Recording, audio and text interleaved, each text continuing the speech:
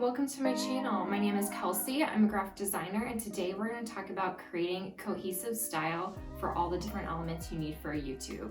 So I'm going to walk you through creating your YouTube banner, your YouTube end screen, your YouTube thumbnails, and having a YouTube icon. I think it's really important to have a cohesive look because you want someone to recognize you from your colors, your type choices, your style, your approach, and we're going to go through that all today. For getting started, you want to have a cohesive brand. So I have videos that go into depth on how to create a brand strategy, and this is basically looking at how to develop your mood board. So you have one cohesive look, one cohesive style that you're going to spread across on all elements. It's also for developing your color choices, so you're not just picking random colors for each different element you're doing for your YouTube channel. And it's about having the type marks and having your own like logos and elements like that and illustrations and patterns. So I would recommend completely developing those, but you know, not everyone is a graphic designer, so that is perfectly okay. You don't have to go through that process to get your YouTube started and kicked off. My goal for this video is to really just help you get initially started with it, and maybe you could revisit developing a bigger brand later on. I also do take on clients that I walk them through and creating all these elements, and I create them personally for them and talking to them about their strategy. So that is something you can always look into working with a designer. But if you are creating these for yourself, maybe you're on a tight budget, I would recommend looking at the different programs you can use to get started. So you can use Adobe Illustrator, which is my favorite one to use. Of course, this does require you to pay for it.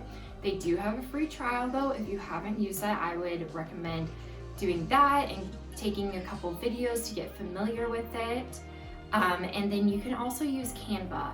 See, using Canva, it's great because there's a template already built for you, but at the same time, someone else can have the same kind of style that you have. So that's where I would recommend trying to create your own if you can. But Canva is a resource in getting you started. But most of the steps I'm going to go through today are going to be walking you through how to do it with the Adobe Illustrator program. So in everything we create, we want to incorporate different patterns, textures, illustrations. I initially do this in Procreate. It's just a great way to lightly add some colors from your chosen selection with different brushes that add different weights and textures and contrast to your banners. And really in Procreate, you can create the exact style and size of your template and then start designing on top of it. But again, Procreate is a program you have to have an iPad and a purchase of the app for.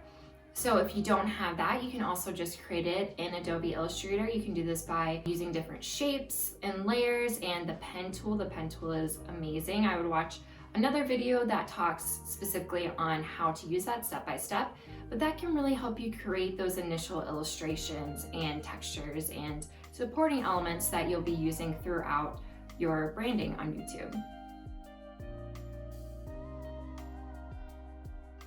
The first step I like to start with is creating a YouTube banner.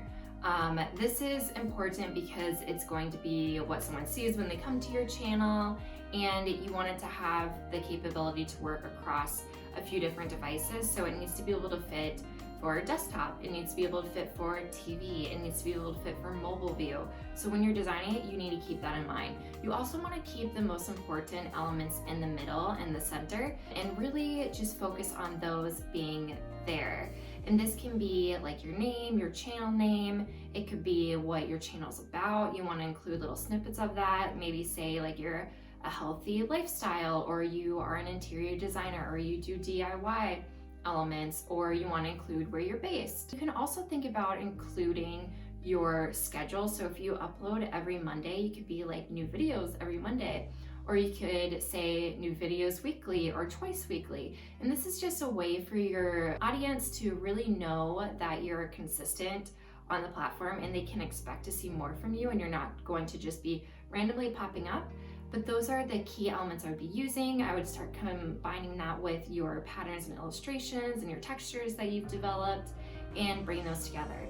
And then another piece you can introduce is actually having a photo of yourself in there. Some people do that, or they use the photos of their city or wherever they are, something that fits with them and again is brought from their mood boards. The YouTube end screen is the second element I would create. I would again do this in Adobe Illustrator if you can, but there are templates in Canva to be aware of. Using your end screen, it's going to be kind of similar to your banner. Of course, it's going to be different specs and ratios, but you're going to be wanting using the same colors, textures, patterns, type, etc. And you're going to want to probably include the similar content that you put on your banner. So again, you can talk about what your name is, you want to include that, and then you want to say what your channel's about. You could include your weekly schedule there, but that's not usually as common, but you could do it, and then talk about where you're based. And then the great thing about this is you can add this in at the end of whatever platform you use to create your videos. I use Premiere, but if you use iMovie or something like that, you can add it in at the end there. And then when you go to upload it on YouTube, you actually have the option to add cards to it. And this is great because it is a selection of like your different videos. You could recommend a certain one or have them recommend what's best for that individual person out of your videos. And then you can also use the image profile of yourself, which is going to let people subscribe to your channel and click on that. So those are two pieces to just be aware of when you're designing it, because you want to have room and an idea where that's going to go. So one is of course the rectangle, other is circular. And this is something I didn't know at first when I started creating my videos, that people literally aren't putting that in when they're designing it, that it's something they do at the end, which is really amazing, I think.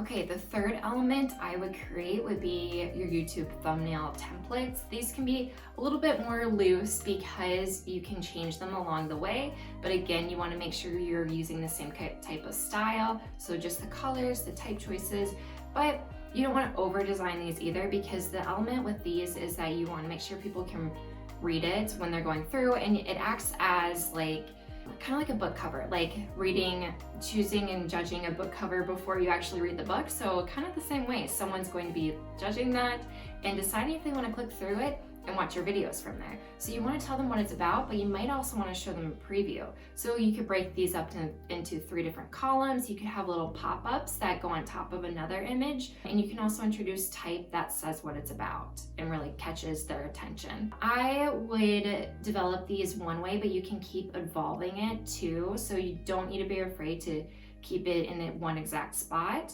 but using the same kind of idea moving forward, so you have one consistent look as you look at your channel, and you have more and more videos that are popping up from it, and they all look pretty similar, but they all don't look exactly the same. All right, so that is really the different elements I would go through in creating and styling your YouTube channel. Again, it's really up to you. I would recommend watching a few of my brand strategy videos so you can really tone in on that when you're going and developing these. But I hope this helped. If you have any questions, feel free to leave them below. You can DM me on Instagram. I'm always happy to help. And I do take on clients that I take them through the brand process in developing a style that they can use for the future and however long they want to. And I help them really create a style if they want to go beyond YouTube, so they can create a blog with it, if they can introduce it on their Instagram and things like that. So give this video a like and subscribe, and thank you so much for watching.